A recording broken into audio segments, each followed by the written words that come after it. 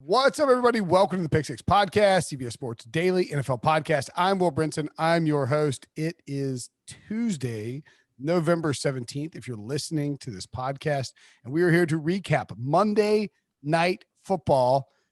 I don't want to call it a thriller because that'd be a disservice to the hit Michael Jackson song. But a team did win, and the Vikings beat the Bears 19-13. Joining me to break it down as they do every Monday and every Thursday for some reason, Ryan Wilson and John Breech. What's up? We also don't want to call the game a bore because that would do a disservice to actual boars. That's right. So we got to figure out a word in between to describe this game. So if that was every Bears and Vikings game for the last 5 years. So if Bill's cards is 1,000 on a scale of 1 to 1,000, this feels like it's in the bottom 10. 7?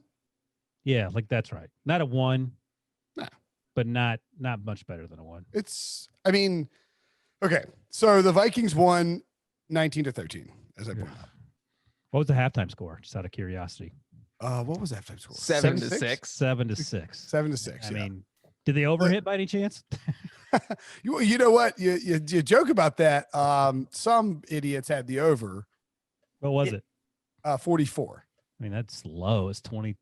Yeah, 20. Right. I mean, it wasn't that far away. The Bears scored on their first touch out of halftime on a Cordell Patterson 104-yard kickoff return. They moved down to the Minnesota 5 and the Minnesota 24 in the first half and settled for field goals because Bears. The Vikings got down to the Chicago 40 and gave up a fumble. This is also all the first half. And the Chicago 17 and scored a touchdown. And then the Chicago 28 and threw a pick. So there could have been a lot more points. And then Patterson houses that kickoff return. And you feel like, all right, there's going to be a lot of points. The Vikings have a couple. For the record, I did not feel like that after that touchdown. Well, but then, so Patterson returns that for a touchdown, and then the Vikings get they go 6 plays, 23 yards to start the third quarter, punt the ball, the Bears fumble it, and the Vikings get the ball on the Chicago 20. They get 1 yard and settle for a field goal. So at that point, you're like, all right, there's probably not going to be maybe the points aren't coming in waves here. They could have played 2 more quarters, and I don't think they would have hit the over. Yeah, that was bad. All right, so let's dive into this. What's the bigger deal is that we're not going to rub salt in the wound of Bears fans who are now 5-5 after peacocking around the country at 5. Is Bleep calling in this episode? I don't think so. Remember the Bear? I mean, look, I think the bigger deal is that the Vikings are 4-5, that they have Dalvin Cook on an unholy tear right now. His only injury was a football to his penis. Thought I'd get a laugh out of that. An injury. If you've ever been hit there. He fell penis first on the point of the football. That you're fascinated with this. You tweeted about this. Don't you think that would hurt? Yeah. But why do you keep saying you could take the football behind you and smack yourself with it, and you could see how much it hurts. You literally do it on air, and we could just kind of react with you. I do have a football behind me. That I would laugh at. Yeah, do that. Penis first onto a football. Or better yet, call AK up there. She probably wants to punch you in the nuts. Throw this football in my junk. Penis is like my son's. What do you call it? It's your house. Wiener. The point is, 3 grown men don't need to be talking about Dalvin Cook's.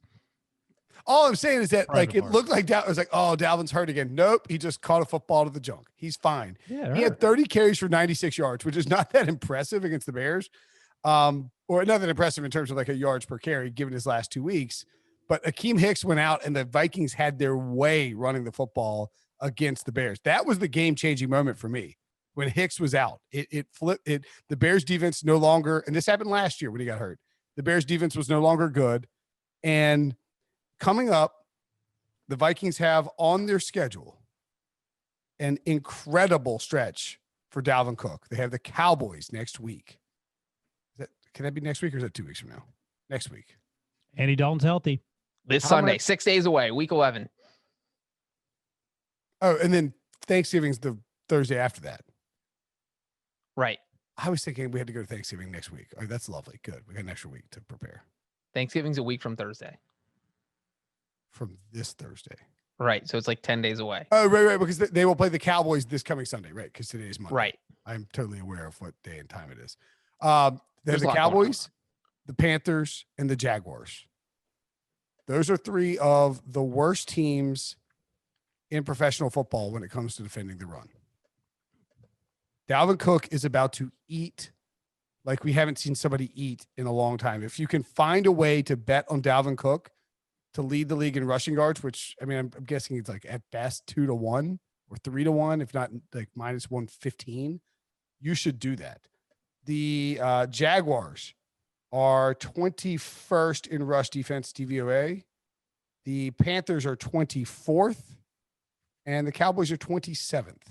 They are giving Dalvin 30 carries a week, and he is going to go absolutely bananas. He didn't go well. He didn't go bananas tonight. I know that the Bears are good. Yeah, the Bears are good. The Cowboys give up 157 yards per game on the ground. There are only two teams in the NFL that give up more than 150 yards per game on the ground: the Cowboys and the Texans. That's how bad they are. That's horrible. The next 3 weeks, barring injury, the Dalvin Cook over rushing total, as long as it's less than 115 yards, is a 3-unit play. What was it tonight? Going into 92. So he didn't get it.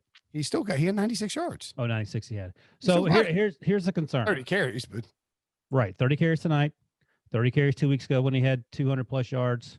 They paid him, they're letting him eat, and they have 3 easy defenses coming. No. Here's the thing, though. He has propensity to get hurt. 4 games his rookie season towards ACL, 11 games, 14 games. He's played in every game this season. No, he hasn't. He missed a game. Right, yeah, he's missed a game. Yeah. So, I mean, take that with a grain of salt. I mean, you can run the wheels off of him if you're Mike Zimmer, but at some point the wheel might come off. We were talking to Brady Quinn about this on this podcast, and Brady had Dalvin on his radio show, and Dalvin's like, "Yeah, I'm about to get a bunch of carries, basically, because they realize they need Dalvin Cook to go bananas for them to get back into the playoffs. He's doing it, and they have a great 3-game stretch. Now, I don't think they're going to give him 40 carries a game. I think they'll give him 25 carries a game. You just said 30. 25 to 30 carries a game, and they will give Alexander Madison a bunch too. But they are going to lean on the run the next 3 weeks in a big, big way. Madison got 2 carries on Thursday night. I don't disagree with you, and I understand what Dalvin Cook said. My point is a larger point here. We'll get to it. The next 3 weeks, they should win these games. They're going to be big favorites against teams that can't stop the run. They're going to feed Dalvin Cook, and before we realize it, so you have zero concerns about Dalvin Cook's health, is what I'm saying. No, the Vikings are going to be 7-5 and right there in the playoff hunt. Okay, that's a thing. A funny thing to gloss over. Like, there's no issues with Dalvin Cook, who's historically running great. He's Ryan. I'm going to side with Brinson here, and that even if Dalvin Cook gets injured next week against the Cowboys and isn't on the field, I think they could beat the Cowboys, the Panthers, and Jacksonville with anyone in the backfield. Alexander Madison runs, like whatever. I mean, I'm just telling you, they are going to feed, and that's why I said barring injury, we're betting these overs on Dalvin Cook props. I'm just telling you, this team is about to launch itself into the playoff discussion. Yeah, I'm not. I don't know. After that, they have the Buccaneers, they have the Bears again, and the Saints. Now, 2 of those teams are good, and they close with the Lions. They're about to win 5 of their next 7 games. No, they're not. Yes, they are. You and Breech fall for this every week. Every team. What? No, that's crazy. No, it's not. Every week you guys talk yourselves into. Okay, are the Vikings going to beat the Cowboys, Panthers, and Jaguars all 3 games at home? No. Do you think they'll lose one of those? They'll lose at least one. At least one? Pick one. Which one? Which one spot right now, Wilson? Well, the one to Andy Dalton, the one to PJ Walker, or the one to Andy Dalton's coming back. So yes, I'll pick that one. Okay. You think Andy Dalton's going to beat the Minnesota Vikings? Jake, I'm the president of the Andy Dalton fan club. No, you re-up your programming. Now who are you on? What team are you on again now? What did I say last night? Breech bought 4,000. Can't remember. The Dolphins. Yeah, is it the Dolphins? Look, by the way, Jake Luton almost beat Aaron Rodgers in Green Bay. We talked about teams not giving, like the Packers didn't show up. My point is, here's the thing: if Dalvin Cook, something happens, they'll roll out Alexander Madison, and he'll run for 150 yards. Yeah, maybe like 100. Okay, That's fine. Maybe they go 1-3. I'm not sold. I mean, suddenly this team is not a playoff team. I mean, I don't. 3 weeks from now, they're going to be squaring off against the Buccaneers in Tampa Bay, and they're going to be 7-5. And when they lose 60-0, what's going to be the conversation then? Well, that's fine. They're 7-6, and they just got to win 2 of the next 3 to get in. Wait, 2 of the next 3 to get into what? Or 2 of the next 4. What is it? 2, yeah, to the playoffs. It'll be 9-7. They'll get in the playoffs. You think 9-7 is going to get in the NFC playoffs? I think 3-5-1 might get in the NFC playoffs at this point. If the Seahawks and Rams go 4-4, they're 10-6. Wait, the Seahawks and Rams. There's 3 wild cards now. Oh, I see. Right. Well, I'm giving one to Tampa because they're 7-3, so they could go 3-4. I mean, the Saints just lost Drew Brees, so let's not. They went 5-0. They went 5-0 with Teddy Bridgewater last year. That's fine, but Jameis Winston ain't Teddy Bridgewater. If the Saints go 3-4 over their final 7 games, we'll include Drew Brees being out. That's still 10 wins. So I mean, I feel like the Vikings have to get to 10 wins. And we already talked about the Seahawks schedule being so incredibly easy, even though they have 0 players on defense that can tackle people. You don't have to tackle people when you're playing the Jets. You don't have to tackle people when you're playing Washington. I'm suggesting the Vikings, who are now, are they 4-5 or 5-5? 4-5. 4-5. Okay. I think they get to 9. They need an upset to get to 10. Okay. They are in the playoff hunt, is all I'm saying. They are about to launch themselves right back in the playoff hunt. Yeah. If you can bet on the you know what's funny is that like Ryan's reacting how I reacted to the Patriots being in the playoff hunt because they're both 4-5 teams, right? And they both need to get to 9 or 10 wins depending on how you feel about each conference. And I was saying, like the Patriots might get to 9 wins. I really think they might, but I don't think that's going to be enough wins to get in the playoffs. And that's how I feel about the Vikings. I absolutely agree with Brinson. I think the Vikings are just going to roll through these next 3 games against the Cowboys, Panthers, and Jacksonville. Because when you look at teams that play bad games, it's like, it's usually, the past game gets off to a slow start because you're playing in bad weather. Like Green Bay, it was 36 and rainy the other day. But when you're just handing the ball off to Dalvin Cook, there's nothing to mess up. As long as he stays healthy, Ryan. Kyle Rudolph got jobbed on a bad holding call. He could have had a big game too. Yeah, on that 33-yard gain, which, then he has 120 yards. It's insane. Real quick on this game, though, I want to say something about and this is going to sound crazy. This would go against anything. I would never do this with any team except for the Chicago Bears. They had a 4th and 9 with just over 2 minutes left to play. They had all 3 timeouts, and they were at Minnesota's 35-yard line. I would have kicked a field goal. Only the Bears. Yes. All right, well, let's hold on. We're going to talk about the Bears. The Bears, there's a lot to unpack on the Bears, too. Does Sportsline have updated playoff odds? Would they have those by now? I can't find them. I'm just looking. We do need to give props to Kirk Cousins. He finally did it. His first ever Monday Night Football straight up win and against the spread win. Lisa Salters asked him about it afterwards. He was like, all right, you gonna stop asking me about this now? Because it's getting kind of old. Like it is just one random night. Sure, I pee my pants, every Monday, but it's getting sort of old here, Lisa. The Vikings defense is a little bit better, but I'm not entirely sure if that's a Minnesota thing. No. Or they play or Chicago thing. And we'll tell you after the break. Okay, so the Bears. Why didn't I upload a Denny Green quote? You can just say it. They are who we thought they were. And we let them off the hook. No, Bears. I tell you what, Bears fans have gone silent. I love how you said before the break that we're not here to dunk on the Bears, and you were only a matter of time before you brought up. No, he was just waiting to dunk on the Bears. I meant before the break. I meant before that. Now we're here to dunk on the Bears. Oh, I see. Yeah, that was the Vikings portion of the program because they won. That's how we're trying to do it. The Bears had 6 points offensively. They had 2 field goals. Here's the thing: changing offensive play callers fix nothing. They went from Matt Nagy to Bill Lazor and were just as bad. Mitchell Trubisky was inactive, so when Nick Foles got hurt, and he was carted off. So it's hard to imagine that not being a pretty serious injury.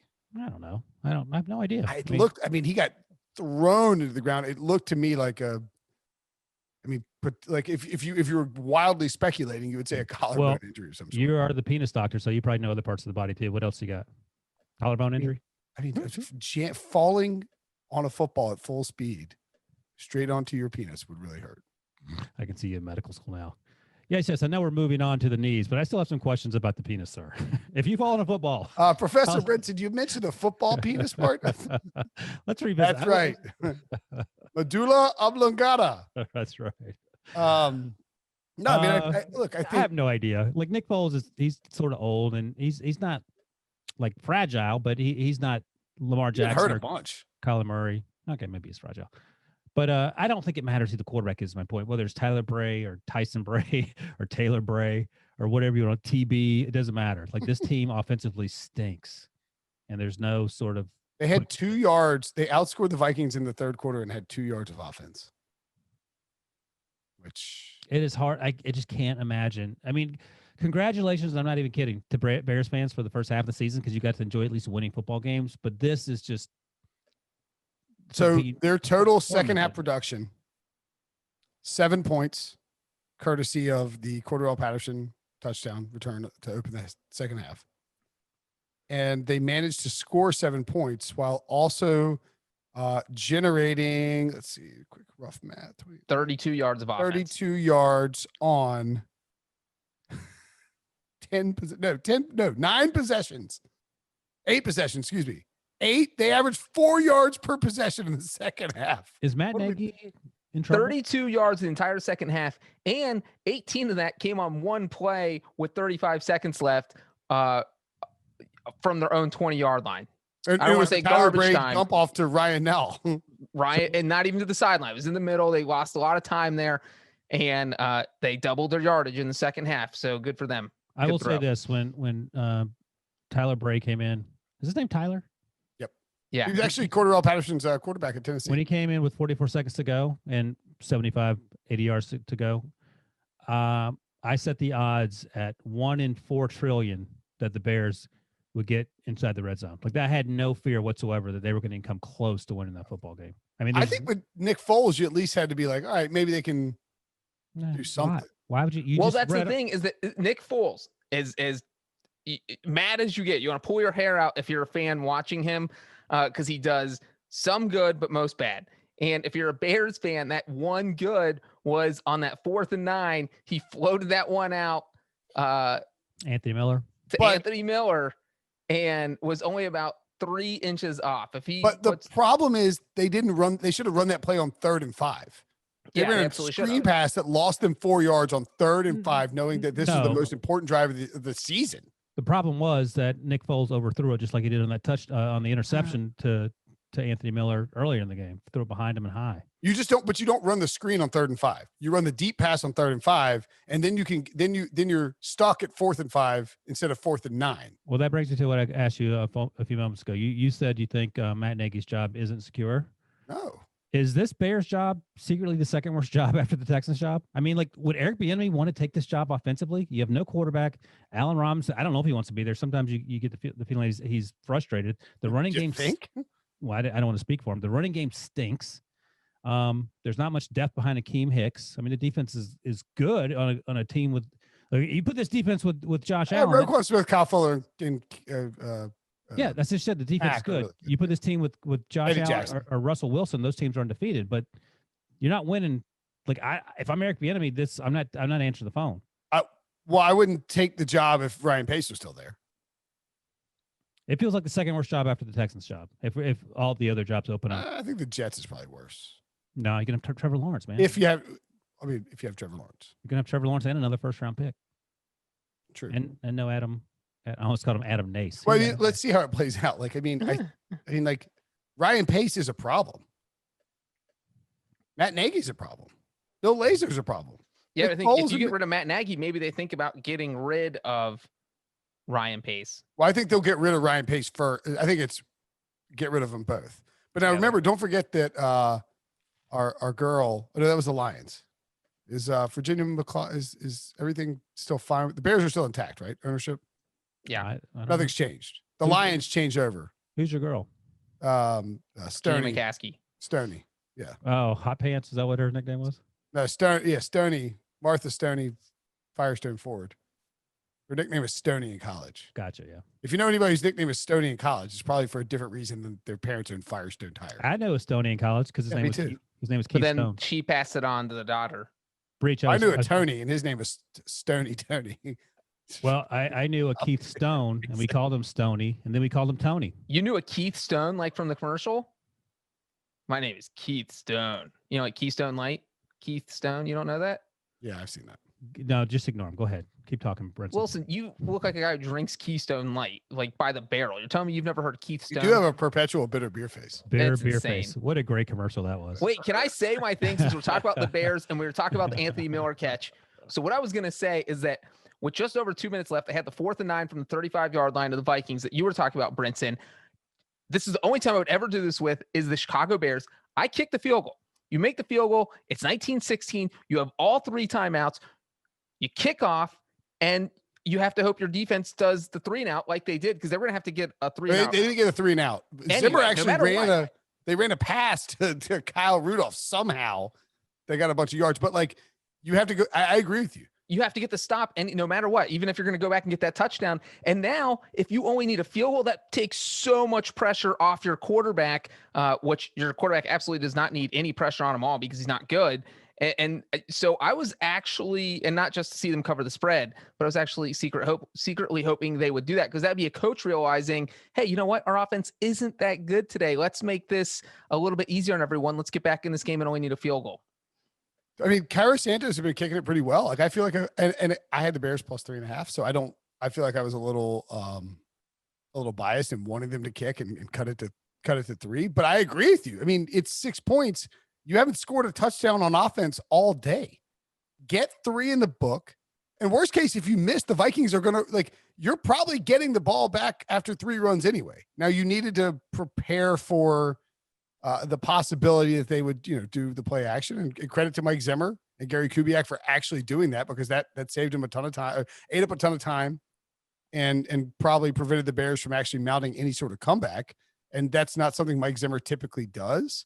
But I mean, he allowed a delay of game to happen on like a 4th down. But even though they threw that pass to Kyle Rudolph that got the first down with under 2 minutes left, like because the Bears had so many timeouts, they still couldn't run out. The Vikings couldn't run out the clock. So imagine if the score had been 19-16. And if you're Nick Foles and you get the ball with 52 seconds left and you're down 3, I'm not saying he doesn't get hurt and that doesn't happen, but it does feel like you might come out like, all right, like we don't have to get in the end zone. Like let's just run a couple quick hitters and get some momentum, get this defense on its heels, and just get within field goal range so we can possibly tie it up. And the Vikings can't just give you the middle of the field, because if you're taking 10 or 12-yard chunks, and you're only 35 yards away from field goal range. Exactly. And you give up the middle of the field when you're down 6. What had you seen in the previous 59 minutes and 20 seconds to give you the impression that Nick Foles was going anywhere? But that's the whole point, is like you can't trust him to go get a touchdown with 52 seconds. You guys are giving the Bears too much We're saying you kick on 4th and 9. I'm saying at no point this game, I had no faith in the Bears to do anything. I mean, why on 4th and 9 are you taking a deep shot? That's fine. If you throw the ball accurately, it's a touchdown. Number 1. Number 2, so what? You kick a field goal there, you're not going to score on that final drive no matter what. That's my point. Just the Bears offense is straight up dog doo-doo. It's awful. It's terrible. So, I mean, you're giving all the these... Bears are Ryan, that's an insult to dog doo-doo. And if the Bears don't have Akeem Hicks for the rest of the season, which is entirely possible because he's suffering what do you hurt? A hamstring injury. It's going to be a couple of weeks, I would guess. Oh, yeah. It's not going to be... That shouldn't be a hamstring. It's week 10. You went to medical school. You didn't go to class on the hamstring day. You were too busy on the PP day. Yeah, I was checking out penis football day. I mean, let's say he misses 2 weeks, and all of a sudden you're 5-7. Season's over, pal. Dude, you could have 11 Akeem Hicks. This team, unless he can play quarterback, running back, wide receiver. You're talking to me about it. I've been saying this since week 1. Well, you're going through all these scenarios about how the Bears had a chance to be in the game at the end. No, they didn't. They are terrible offensively. Defensively, fraud. I'm sure the defense is incredibly frustrated. It's like trying to play defense for Mason Rudolph and Duck Hodges every week. At the end of the day, there's only so much you can do. Do the Bears finish in dead last in the division? No. Yes. I think so. My God, we are going to dance on the graves of Bears fans if that happens. Well, let me ask you this. Because we all picked them to finish last. They were a half game up on Minnesota and Detroit. And not only did we do that, but we had Bears fans tweeting us the image with the Bears helmet in last place. So look at you idiots. You don't know what you're talking about. We're 5-1. We're 5-1. Look at it. Were they 5-1? Is that right? Yeah. They're pretty good. Yeah. They're 5-5. We just talked about, this is hilarious. On Sunday night, we just talked about how the Lions were chugging champagne in week 17 because they hate Matt Patricia so much. I mean, that team's going to pull it together. Dude, the Bears are, well, let's talk about the Bears schedule. You don't need to. Just how many games they have left? Bears have the Packers and then the Lions. They have a pretty easy schedule, actually. Why? What makes you think it's easy? What do you think the other teams are saying? Well, the Texans and Jaguars are involved. So? I agree with you. The other team's like, all right, we got the Bears. Right, exactly. Yeah. I mean, in hindsight, yeah. I mean, the Bears have, they have a 4-point win over the Giants, a 4-point win over the Lions, 4-point win over the Falcons, that miracle game, 1-point win over the Bucks. Wait, how did they beat the Falcons? Which one was that? I don't even remember. It was the week 3 when they were down. They benched Trubisky for Foles mid-game. Gotcha. They were down 20 that's points. Right. Yeah. Came back. Let me see. Coming into this week, the Bears. So here's the story. It's not a surprising story. The Bears were 17th according to Football Outsiders overall, 4th on defense, 28th on offense. So that will remain unchanged, and that's the story. Okay. The Bears scored 23 points to get to overtime against the Saints. They have not scored more than 23 points since week 3. And that was only the second time. They've scored more than 23 points twice this season against the Falcons and the Lions. Why on earth did I take this over? What is that with me? So was Matt Nagy there when they drafted Trubisky, or he came afterwards? Matt Nagy came afterwards. Mr. Trubisky's first year was with John Fox. That's right.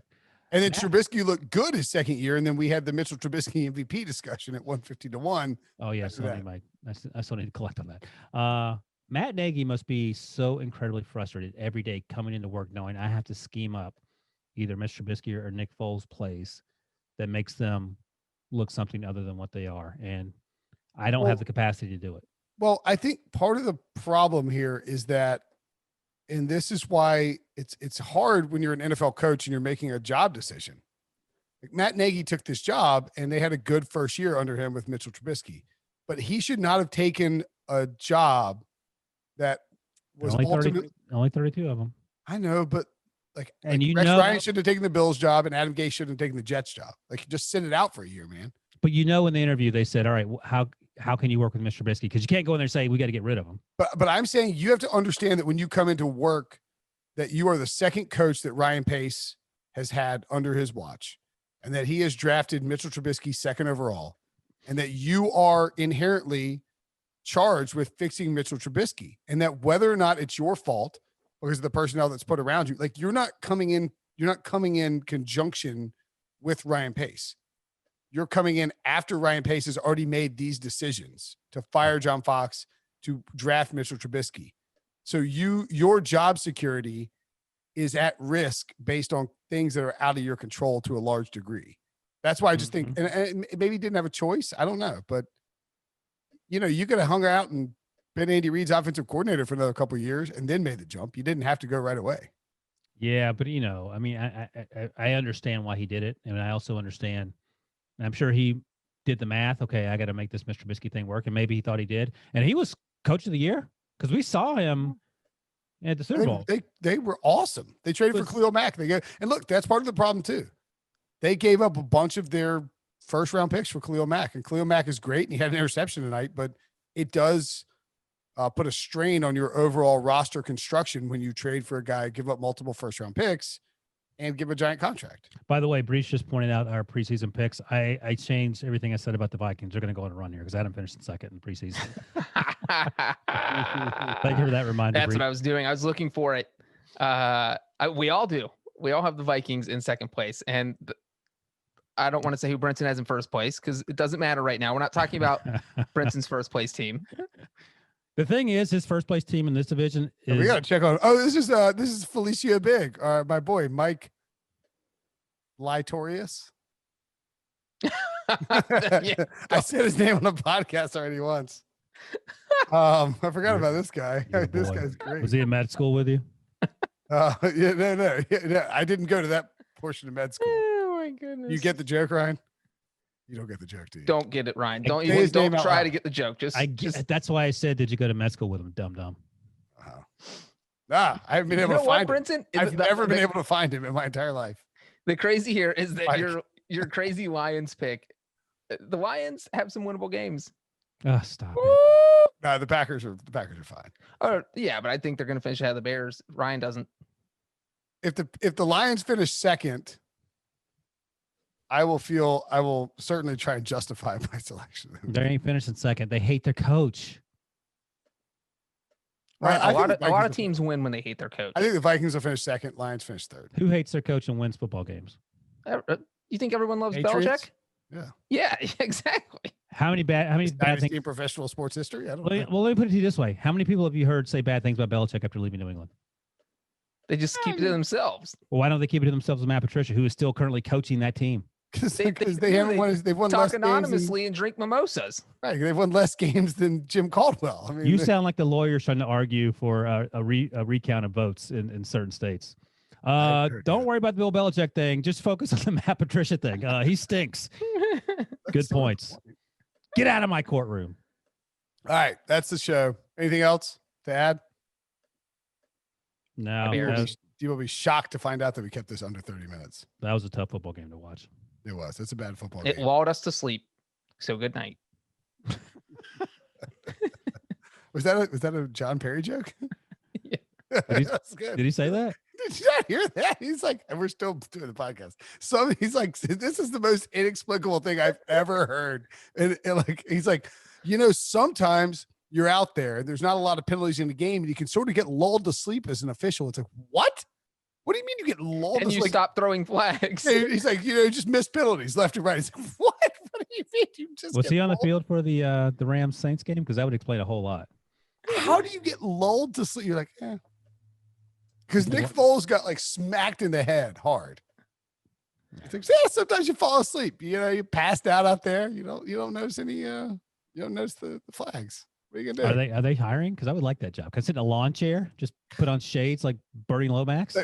Hard to believe that this guy's mentor is Al Riveron, right? I mean, I tell you, one guy who didn't fall asleep. Muscles. What's his name? Muscles. The lawyer whose son now is the ref. Hockley. Yeah. That was yesterday. I mean, yesterday. I'm just saying in general, Ed Hockley never fell asleep because he was out there like doing push-ups. He's doing curls to keep I thought himself you meant awake. the young Hockley. No. Those guys are looking for screen time every second that they can get. The young Hockley was doing the Ravens Pats game. No. I'm talking about Ed because he's jacked. He's much more jacked. Ed's running around on roids, looking for monologues. Your words, not mine. I mean, nobody actually thinks he's on roids. Whatever. I don't. I think he's just strong, hard work, and not sleeping on the job. All right, let's get out of here. Good show. Terrible game. Let's see. Tomorrow is Tuesday. That means Wednesday morning you'll wake up to a Brady Quinn football show. And talk to you guys later.